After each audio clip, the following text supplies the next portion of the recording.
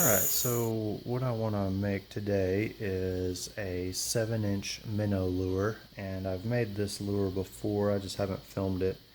And so I have made these templates out of basically a clear, like a laminate sheet type material. It's reasonably rigid, and so I have the side profile and then the top profile, and what I'm going to do is scribe those onto this 1x2 poplar board, and I'll cut it out on the saw and start shaping it. One of the things I like about this lure is that it's kind of a shallow dive topwater lure, and it's got a through wire in it, which we'll see in the process here. But it's a pretty easy to make lure, and I think it swims really well and looks pretty cool.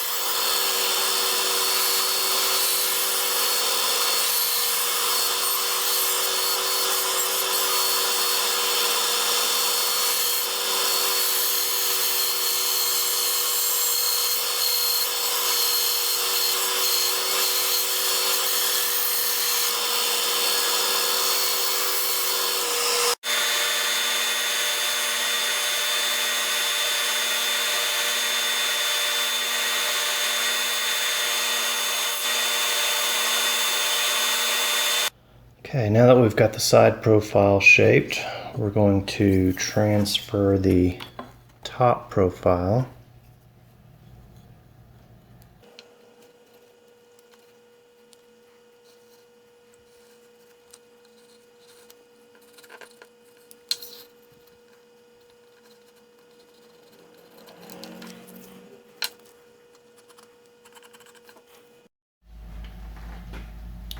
Now the next part is getting down to that side profile. Now I could get the saw out and cut those, but I've got a pretty coarse grit sandpaper on here, and it really only takes a couple of seconds to sand that down to the dimension I need. So I'm just going to do that.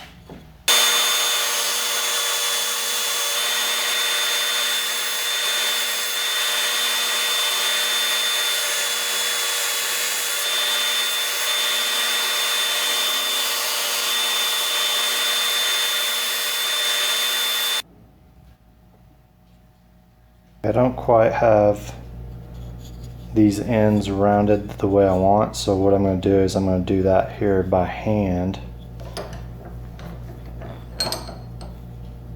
just to get it where it needs to be.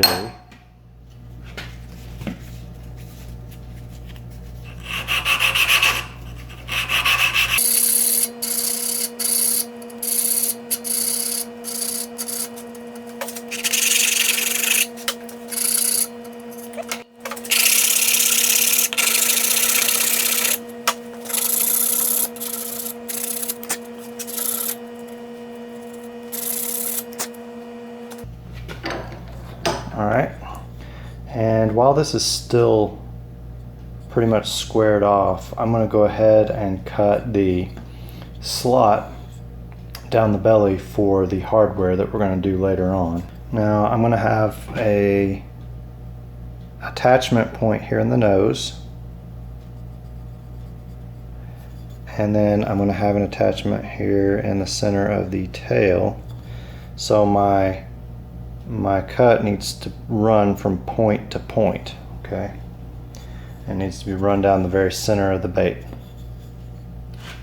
So what I'm going to do is I'm going to use a little piece of sandpaper because it kind of sticks somewhat, and I'm going to use that as a straight edge. That's not perfect, but it gives me something to look at here.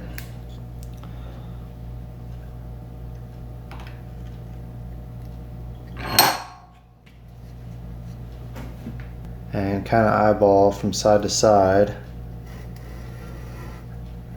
Get the middle.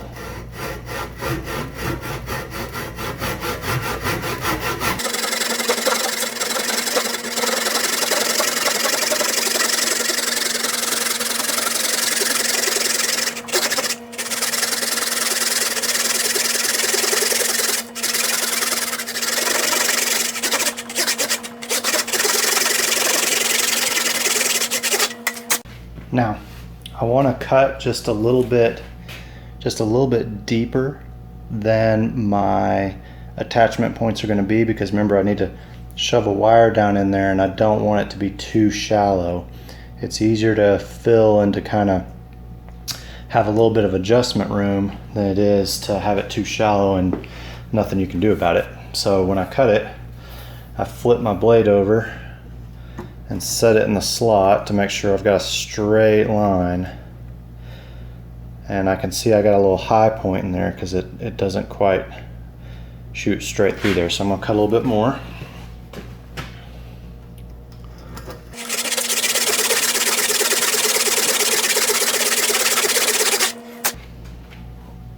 And we'll just keep sawing and checking until I've got it just where I want it, and that may be pretty close. There's a high point right in here because that's where it's rocking at, so there's just a little bit more. We're almost there.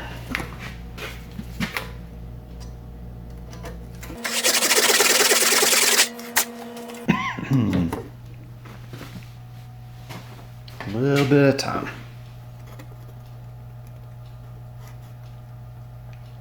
All right, I'm happy with that. Next, I need to do my chamfer lines, which is nothing more than making a mark so that I evenly round that. And so what I do is I kind of gauge it with my finger there and get a good distance, and then I hold my pencil there and I just do that same mark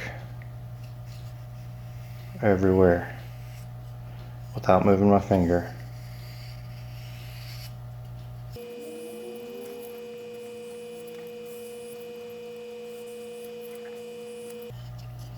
Okay, now I've got them all done. Okay, I'm going to start with some 80 grit sandpaper and round those corners out.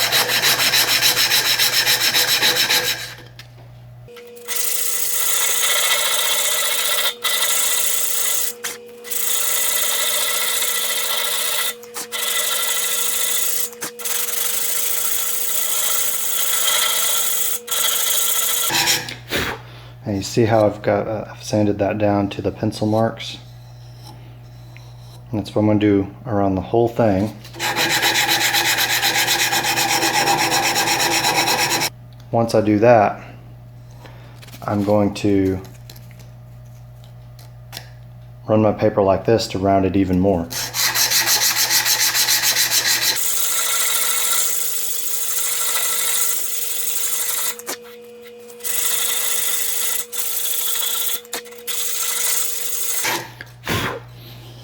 Now you could take a knife if you wanted to and whittle that part off. It's a personal preference.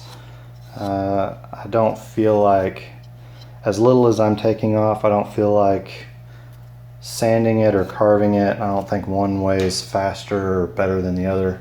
They seem to be about the same.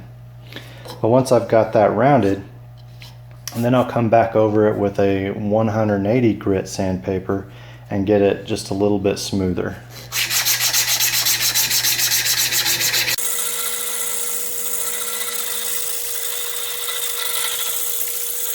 I'm going to go over the whole thing and finish that out, but I just wanted to give you an idea of what we're doing here. Alright, now I've gone over the entire lure and rounded all the edges. Once again, I'm going to use a template.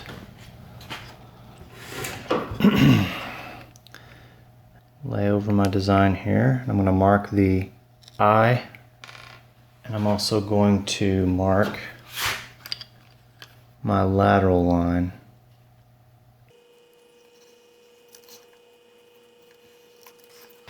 And once I've done that on both sides, I'm using a 1/4 inch Forstner bit.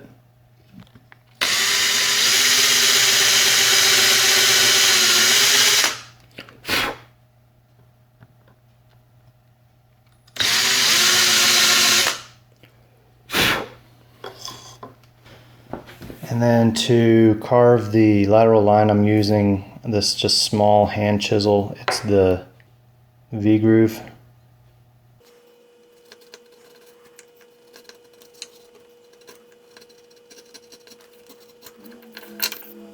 Next we need to make the hardware, and because I've made a few of these, I know that I need 16 inches of wire.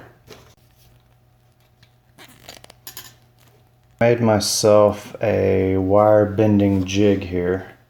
So I'm going to start right here.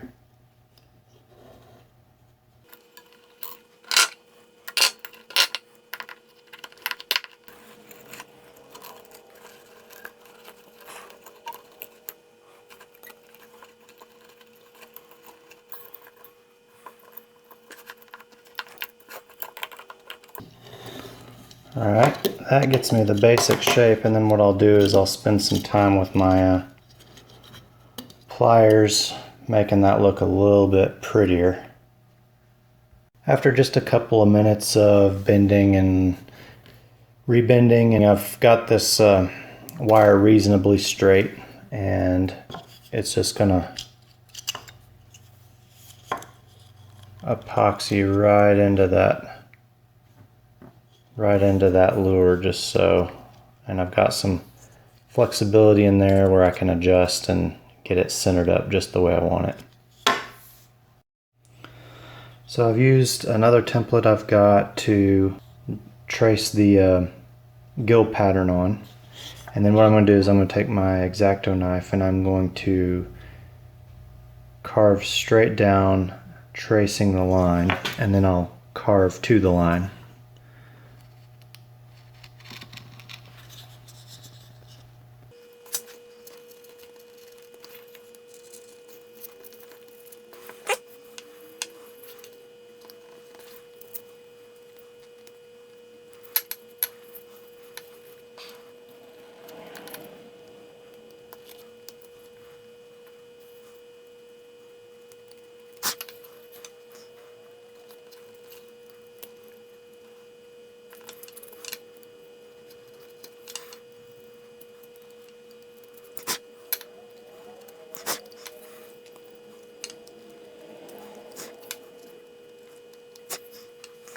It doesn't have to be perfect. Part of the reason I want it so deep is that I'm going to be putting lots of coats of paint on this, and then I'm going to be putting epoxy on this, and it kind of gets filled up. So the deeper you can make it, the more it'll show up through all of that. Now we're going to embed the hardware into the lure. I'm going to put some tape.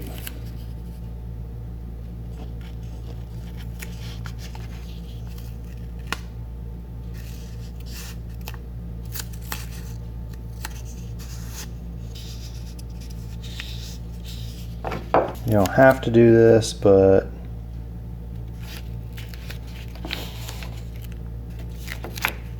for me, I like to do it because it keeps the rest of the lure from getting big, huge drips on it. We're going to embed that with some 30-minute epoxy.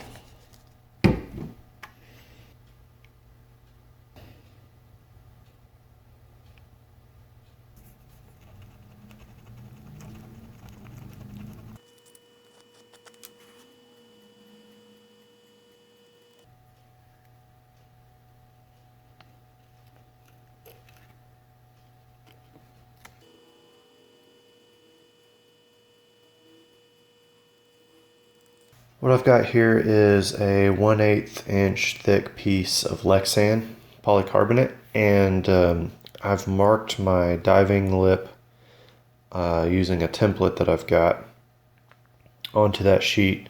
If you look here, I've got a notch, and the reason I've got that notch is I've got the through wire interferes with that lip, so we'll cut that notch so that it'll fit in. We'll see how that fits later. What I'm going to do right now is cut this out.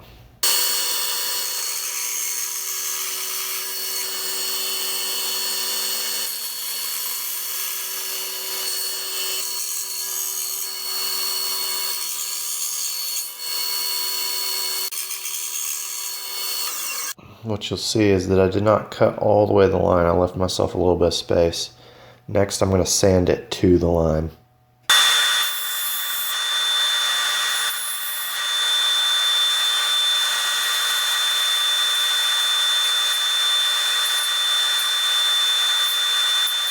We're going to take a piece of very, very fine sandpaper, 320 grit.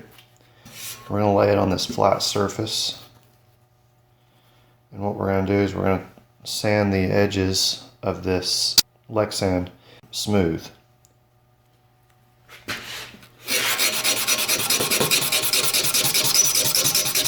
So I'm holding it at a 90-degree angle. And basically what I'm going to do is I'm going to keep sanding until all those little grooves are gone. What you should wind up with is a smooth, frosted edge. Yeah, like that. Alright, once that's cured, what I got to do is come back to the head here.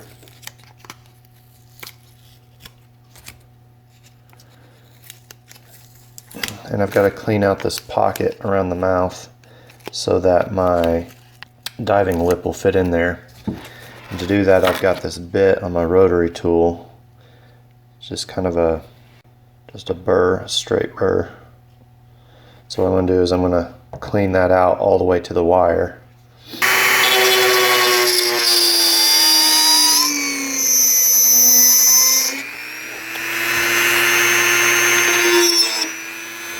So you can see I've cleared it out, and then right in there down the center line you can see the wire there.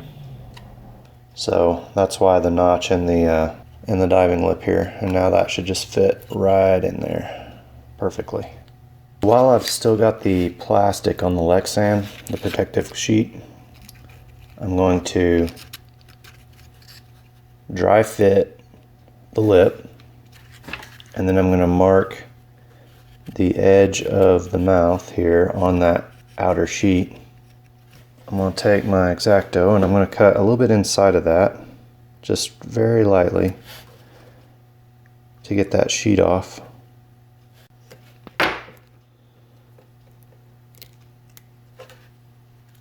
Okay.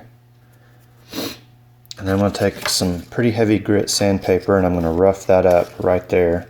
Basically what that's going to help me do is get a good adhesion with my epoxy when I put that lip in. But I want to be real careful not to scratch the rest of it. Alright, now I can peel off the rest. I'm going to go ahead and put some blue tape over the end of it here. Just because I'm gonna grab that piece a lot and I don't want to mar it up too bad. So I'm going to set this aside, and then once I've sealed it and I've sanded it down and I've got it all smooth, then we'll insert the lip.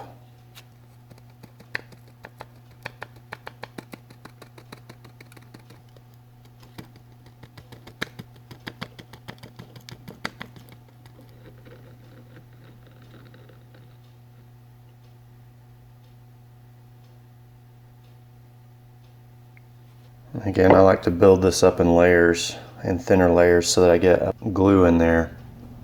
If you just fill it all the way to the brim with the baking soda, what it'll do is it'll create a shell, and then you'll have all that powder on the inside. Whether that's good or bad, I'm not really sure, but I'd prefer to have a nice solid fill.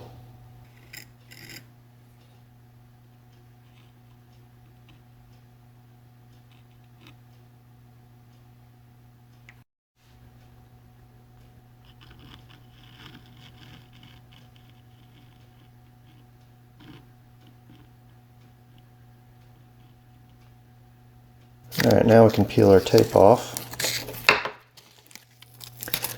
Again, this is one of those steps where you don't have to have the tape, because we are going to put super glue over the entire thing here in just a second, but what I don't want is a bunch of uneven buildup across there. So this controls that.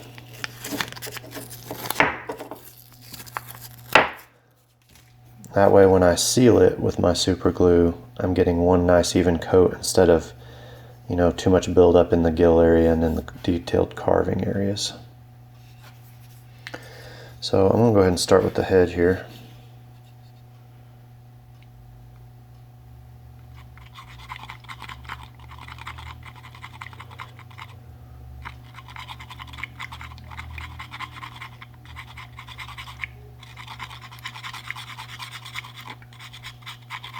I'll come back to you once I've coated the entire thing.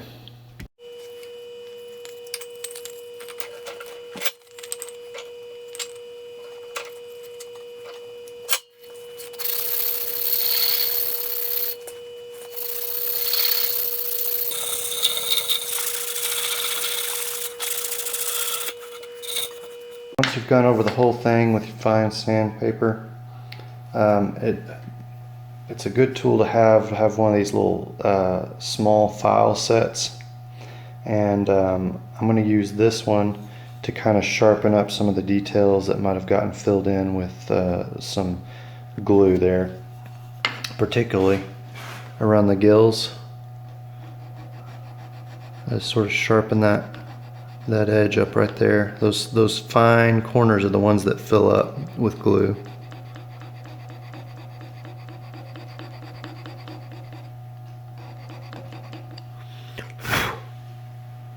There. And then the other thing I'm going to do is I'm going to take the sharp edge of this and I'm going to clean out this groove.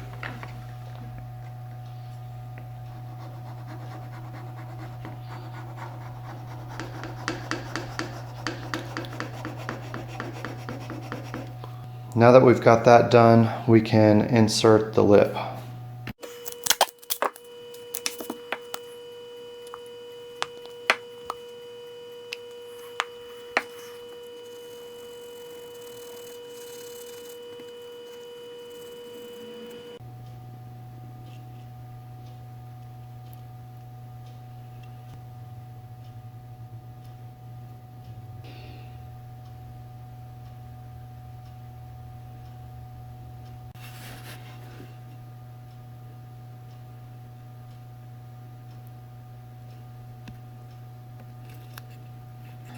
Okay, I'm going to make sure that that's in completely straight, and then I'm going to let it cure. Once that's done, it's going to be off to weight and balance. Now that I've got the lure sealed, what I need to do is add weight to it. And in order to figure out the exact placement of that weight, what I'm going to do is I'm going to glue these little rounds that I've made to the bottom, and that will give me the precise location and amount of weight that I'll need for it to sit properly in the water. I have taken a scrap piece of wood and drilled 3/8 inch holes in it at varying depths, and then I've poured these lead rounds in it, and that gives me a good variety to choose from for figuring out how to balance this lure. And of course I'll hang the hooks on it and everything so that the weight is accurate. We're going to need a couple of pretty good sized pieces.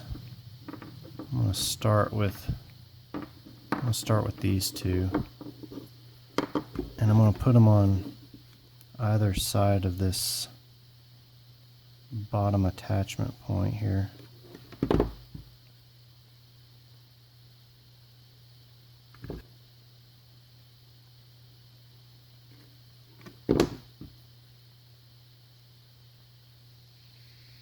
Let that cool a second, and then we'll hang our hooks off of it, and we'll put it in the water and see how it does. Okay, that's too much. That's way too much.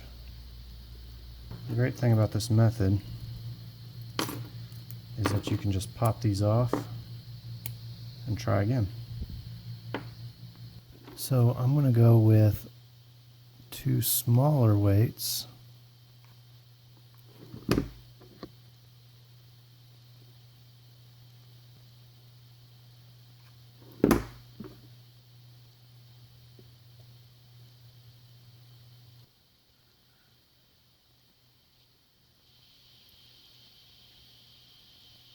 Still pretty heavy in the back. Yeah, let's just take this back one off.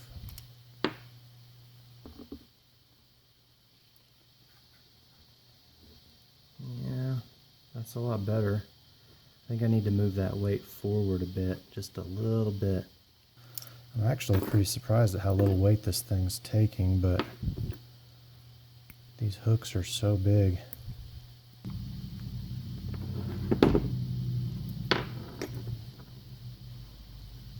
Right there.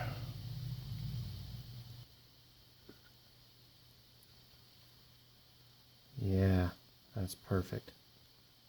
That's right where I want it. Okay, I was about to drill the holes for the lead, and I had a thought. I didn't account for the full depth of this bigger weight. Require a hole so deep that it would actually hit the hardware that's embedded inside. What I'm going to do is I'm going to basically do 2 shallower holes and 2 little shots of lead that'll keep me from hitting that wire.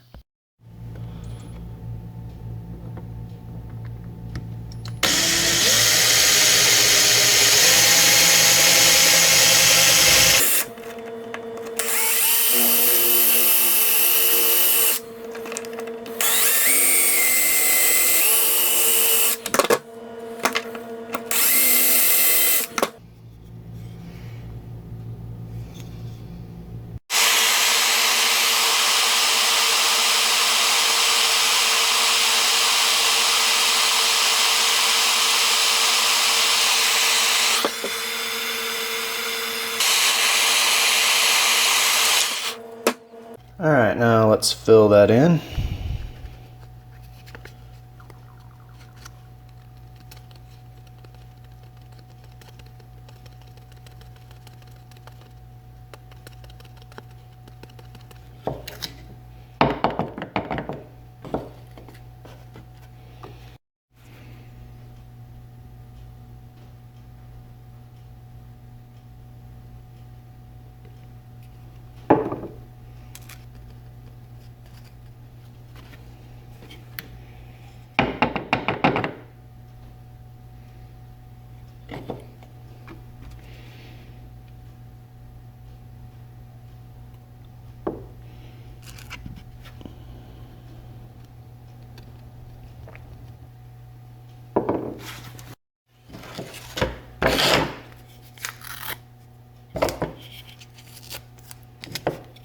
Okay, now all I gotta do is sand that smooth and it'll be ready to paint.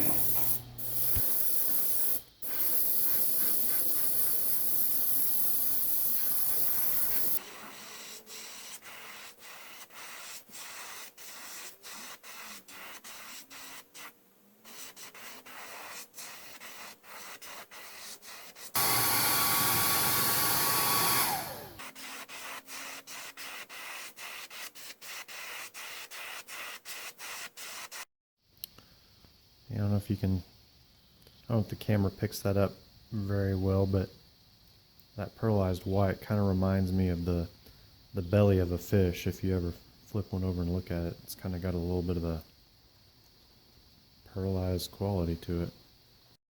Next I'm going to take a iridescent blue and I'm going to thin it down.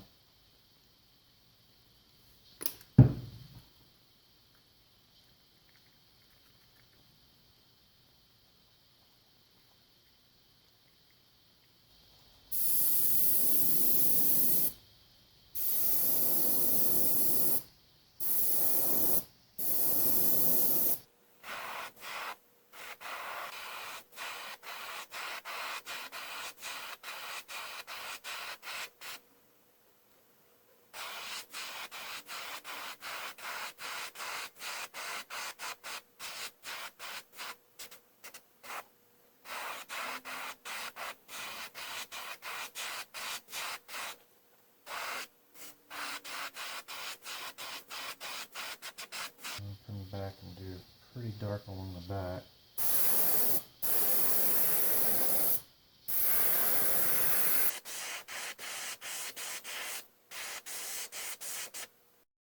Okay, I want to give it a little bit of a subtle scale pattern. So I've got this basically tulle material.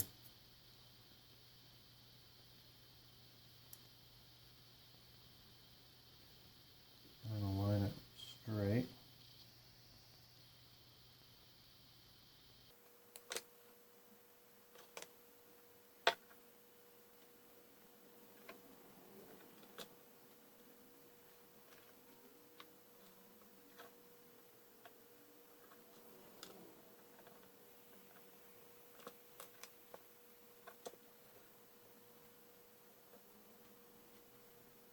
Yeah, there we go. We got all the wrinkles out of it. What I've got in here now is a pearl white, and I want to do that down the side, and that'll give it a real subtle scale pattern.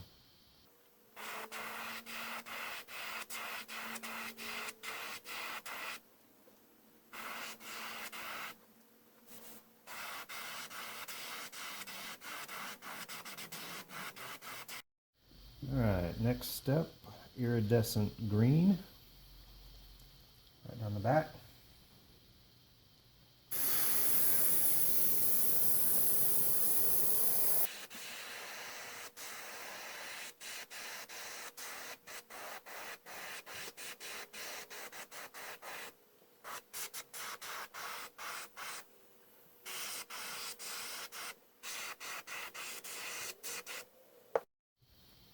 I made a quick stencil here, and basically you could use a comb if you had one laying around, that would work, but I don't really have one laying around, so I just cut some paper into the shape I want, and this is basically going to be my stripes, my stripe pattern down this back half.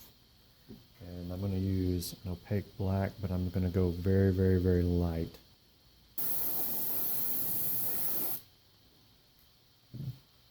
There you go.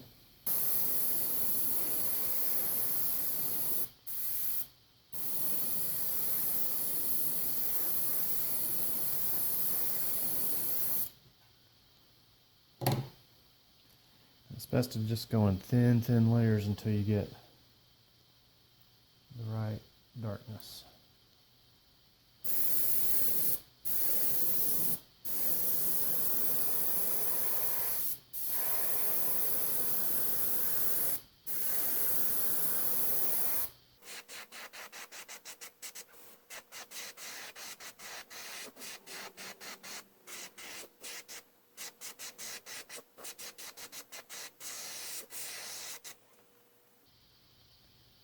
There.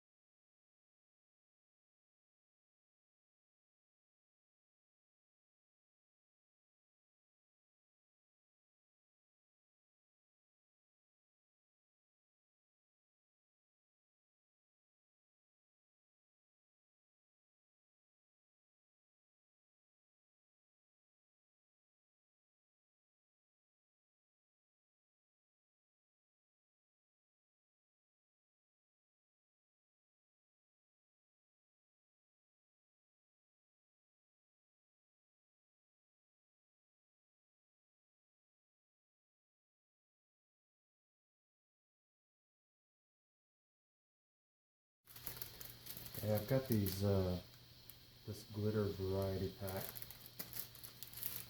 For this particular lure, I'm wanting to use this kind of greenish, goldish, just along the back to help bring out kind of that green gold color. So I'm going to go ahead and measure out a pinch of that.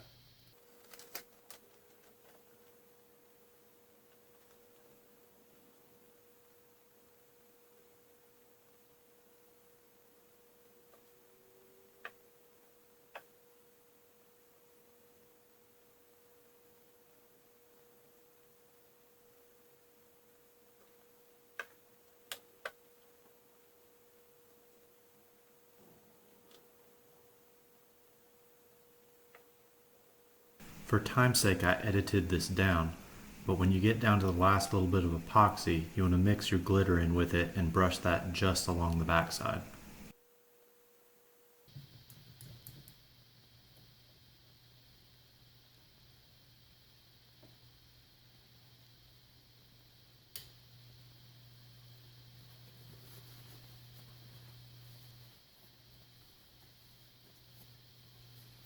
Started to set up on me a little too fast, and I think I've got it saved with the hairdryer a little bit. I may have to do a little bit more brushing to get it there.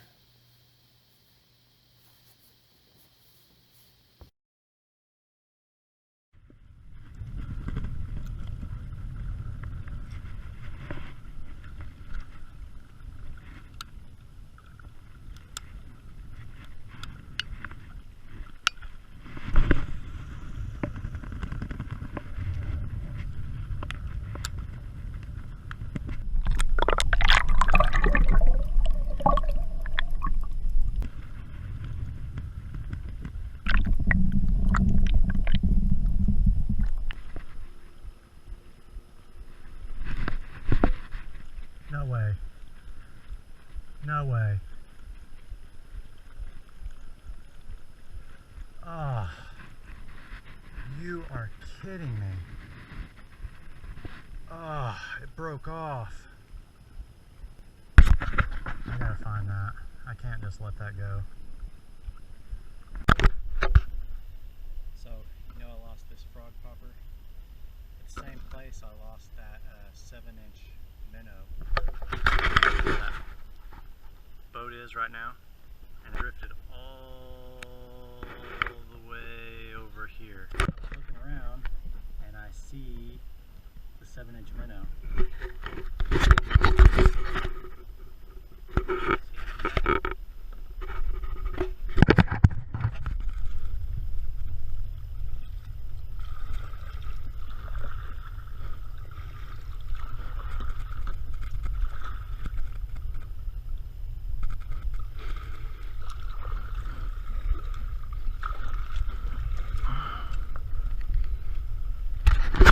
Looky there.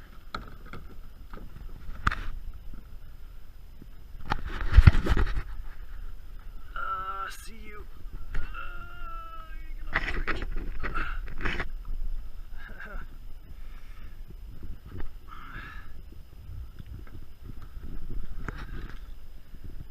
Dang. So, glad I didn't lose that.